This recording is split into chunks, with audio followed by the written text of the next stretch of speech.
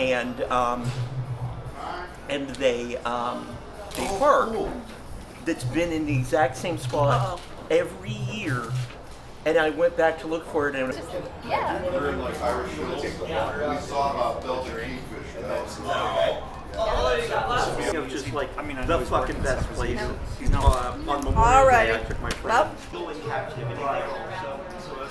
I don't think so. Well, they didn't last time I was there because they do have the little museum and they have like a lot of pipe and stuff like that. Last time I went to the museum, they had an eagle. Okay, they may have, yeah. Have you seen there at the Toledo Zoo? There's a giant pigeon, but it's like it's a pygmy pigeon. No, I haven't been to the Toledo Zoo in decades. These are hard. You keep them together for any period of time. You either like you almost gotta like get the attitude of like I'm not willing to like fight about this, and we'll just like let it fizzle for a while. Pretty damn Decades of yearning, I finally tried out for the cast of a musical, slipping into costume, lipstick a brighter beacon than I dare day to day. You can't write without cracking open your head, and once you do, there's no telling what might ooze out. For now, I safely hide by becoming something different. Not some butterfly crap, but like, look out the window, where there used to be green things and pink, and now there's just snow and hard mud. But when the sun angles right, there's a little glitter for now. The frozen mud is still there, but I'll focus on temporary sparkle. It's self-defense, this misdirection. To write is keeping your mouth shut a moment, opening your gut to let what's outside you fully in, what's in you out. It fucking hurts. What I'm saying is for now, I am not an overthinker. There is no doom under stage-like ridiculous makeup. I am this other woman, the kind whose body dances, if simply, whose throat sings loud, drowned out among other voices. It's a limited run, but it's something.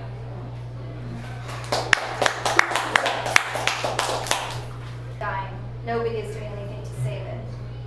In the library room, the teacher says, head, neck, left arm, stomach.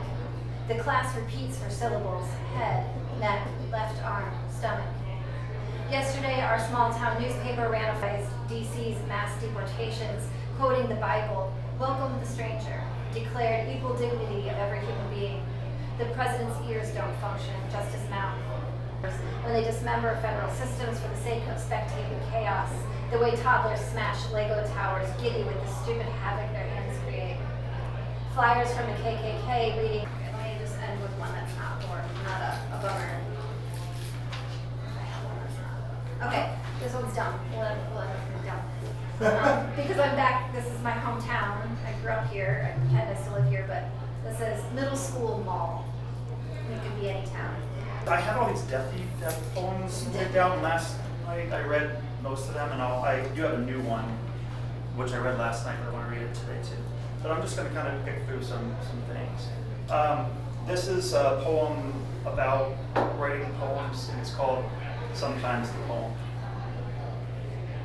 Sometimes the poem is your old drinking buddy. Both have seen you at your worst, but they still hang around.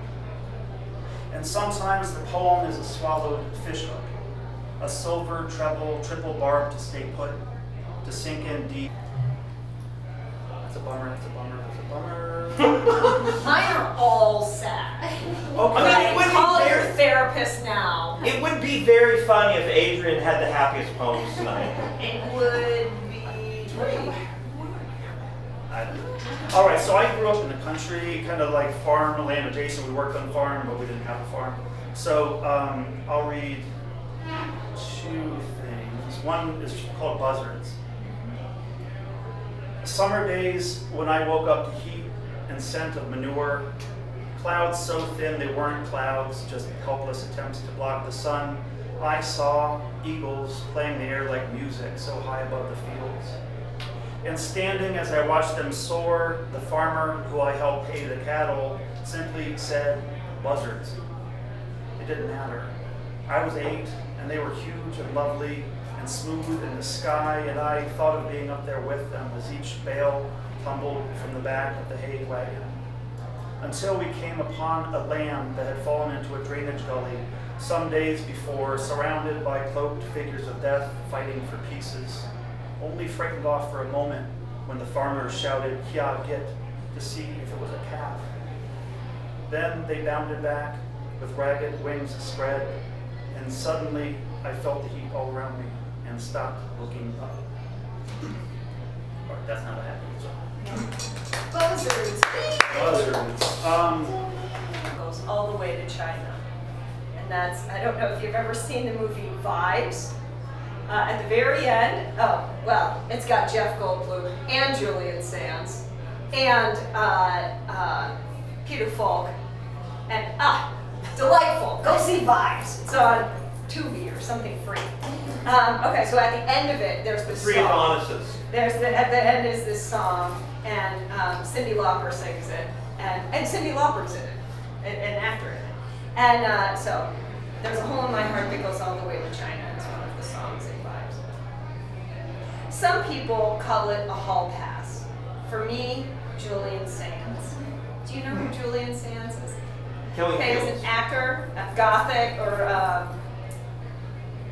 warlock. Is he a warlock? Okay, anyway.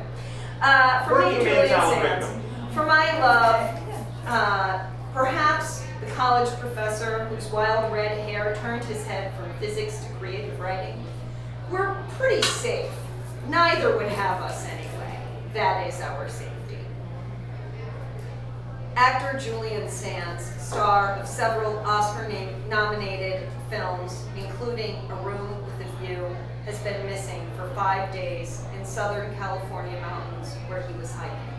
AP News, January 18, 2023. My love has trained for survival, has learned how to tell east from west based on tree moss and build fire in rain. But that's not where we live. We live in Ohio.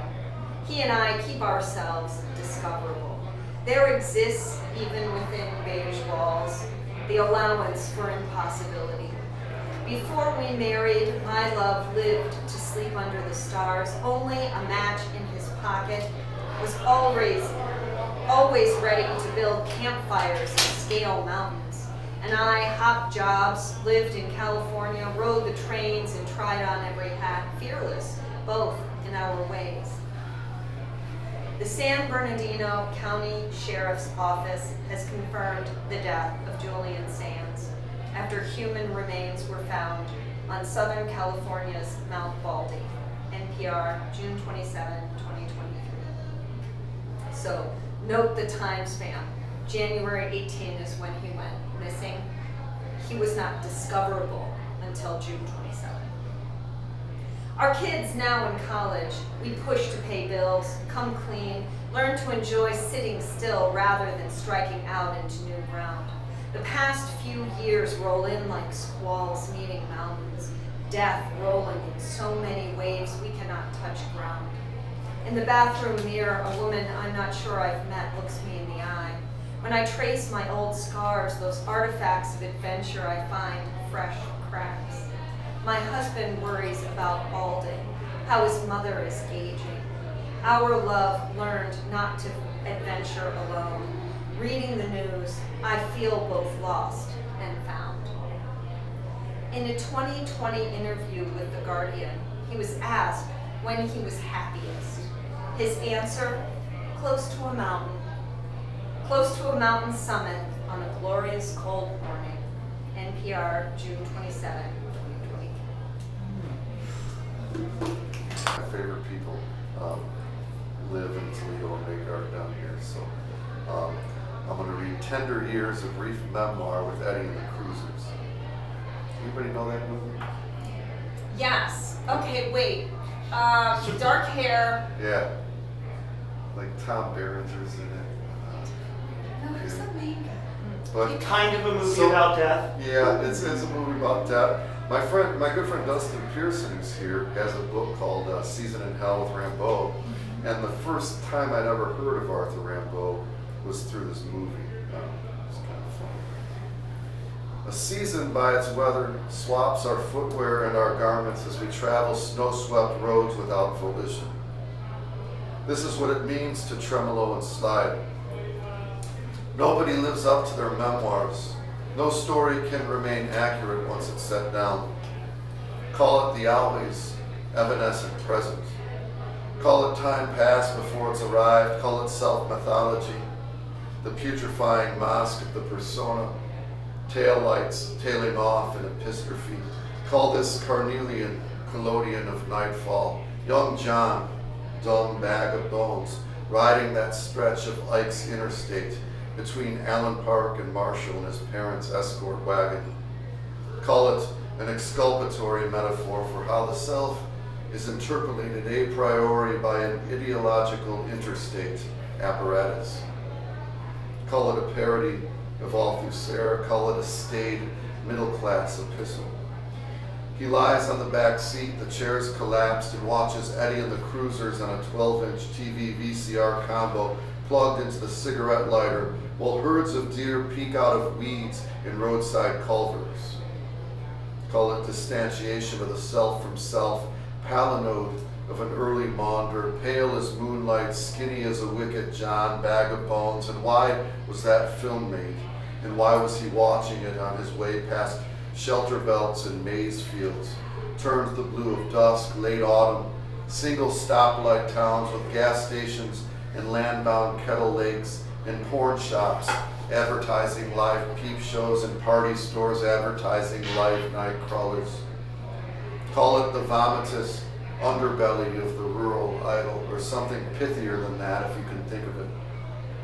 He learns the word Sejura, he learns the name Rambeau, learns the anaphora of songs, that a life is a set of cylindrical structures for those beyond us to decode. In the film, the music's mostly diegetic. Chevy Bel Air dangling from the Raritan Bridge in the morning rain, while Wild Summer Nights implausibly plays on its radio. In a classroom in Ocean City, Frank Ridgway, Tom Berenger, the band member they called the Word Man, is puzzling over lines composed a few miles above Tintern Abbey, while flashing back to a moment playing Tender Years on a baby grand on some bandstand in Atlantic City. And this is diegetic, happening as it does 20 years remote from the empty classroom where he dreams. Call it the polemic against music in real time. Call it the irrefutable, oneric quality of song. Every poem is a persona poem, a friend will tell our passenger many years later. And if this is true, every poem is a palinode of a self worn down to its seams in ventriloquy and maunder, which means we'll never know who Eddie Wilson or Arthur Rimbaud really were, while knowing that no one really is anyone once the credits roll.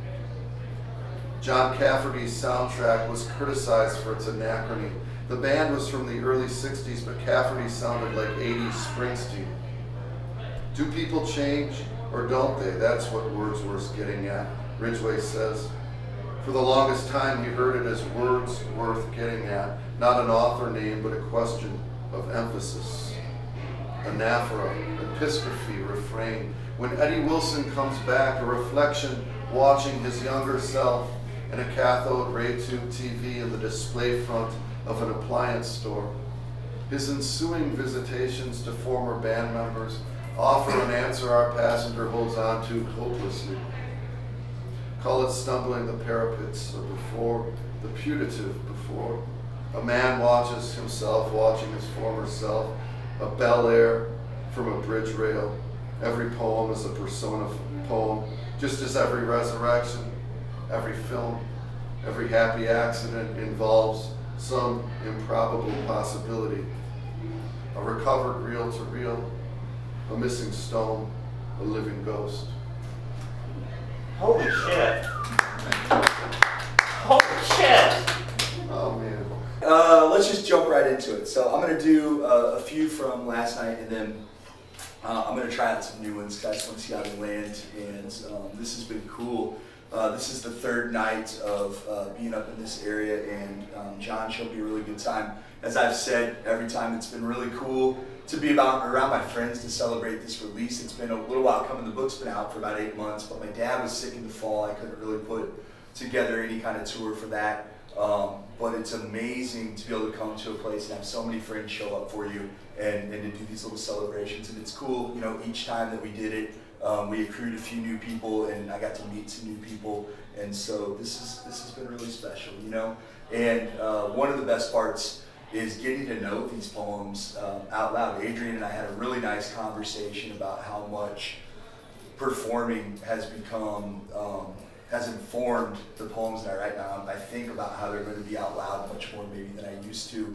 And so when you haven't done them out loud, it's strange. You're starting to feel them out. And so it's been wonderful in that way too, to be able to get to know myself a little bit. So we'll start. This one's called The Midnight Special.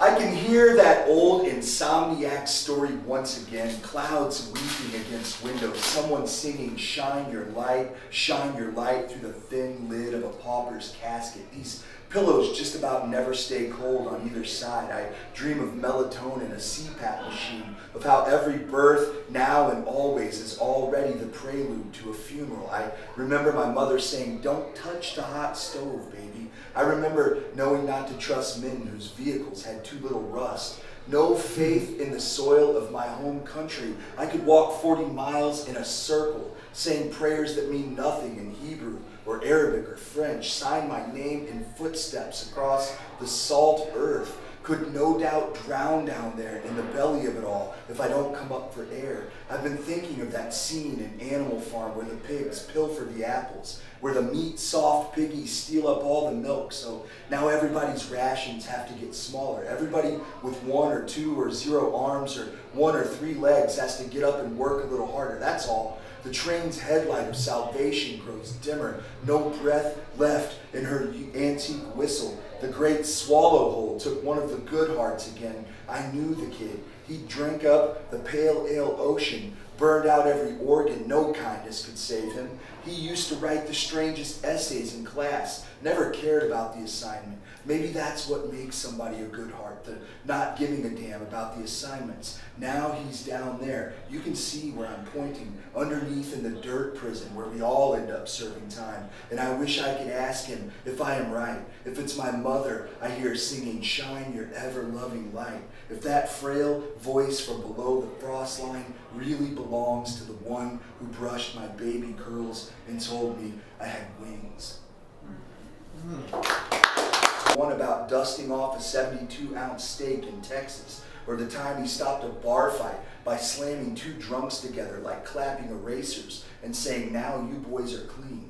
But the truth is, our trailer floor sagged under his weight, and we had no money for repairs, sometimes no money for lights. I remember how dark the trailer would get. We had to use the kerosene lanterns from Grandma and Grandpa's, and still Fat Paul visited, sat there on the floor with us, back against the wall, telling about the time lightning hit a corn silo and turned the sky green. My sister giggling at his jokes from in the kitchen table, again at the kitchen table, me just staring at him like maybe he was the last real giant on earth. I know now, my father didn't want to say it, didn't want to hurt it, didn't want to face the part of family that has nothing to do with wanting and everything to do with what can't be helped. I see him in my mind on the front patio, smoking, pacing, raking his fingers through his dark beard like if he scratched deep enough, he could dig up a better answer. But he couldn't, and he knew he couldn't. I think about that often now, when I'm the one who has to decide, when I'm holding 2 awful options in my hands and pretending I've got a real choice. And I wonder what it felt like when he finally flicked away his cigarette and walked through the empty lots to run the blade of reality through the gentle heart of a man he truly loved.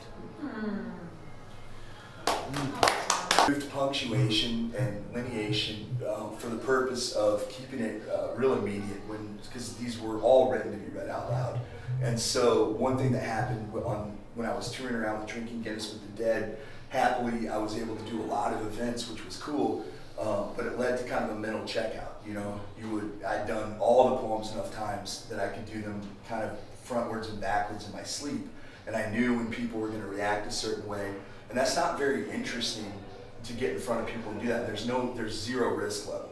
So, I just took out, if you look inside it, I just didn't allow myself any punctuation, any spacing, any lines, whatever. It's just all blended together. And so when I read it, I have to be on to be able to interpret where the pauses should be and find the phrasing. And also, there's the possibility that a poem might not be emphasized or go the same way 2 times in a row, which is not the same when you've lineated it and you've already figured out where you want your stresses to be. So that's kind of what's happening with these. I don't think you need to know that to enjoy them. I hope you don't, because it doesn't say it anywhere in the book. So people will be awful confused if that's what they're supposed to get. But anyway, I just thought it was something worth sharing as you guys hear them and experience. I always keep an eye out for those places where the darkness hides, walk-in closets, glove compartments, the hard stare of a man in a watchman's cap buying dog food and drill bits at the feed store. You would think I would finally learn to live with it, always nearby, the snarling darkness that could eat up everything, to live with it the way we all live, knowing certain neighbors have Tupperware containers of ammunition, bizarre justifications scrawled between verses in Ezekiel and Deuteronomy. But I never do. You just have to get on the best you can, we're told. You just have to feel good about the bees who still come around and forget about all the dead ones. Dead bees, dead sisters, dead uncles, dead of war, chewed up by worms in casket darkness, dirt of grave darkness, fat worms smoking big cigars in skull parlors and chambers of commerce, chambers of Congress. No light in the slimy one's eyes, no light beneath their hats. Impossible to see the smoke, the debauchery in their hotel rooms of hedonism. If it is turtles, really turtles all the way down, you would never know it. It wouldn't even matter. It's too dark to see them anyway, straining under such a load, barred even from a sliver of cake on Oblivion's birthday.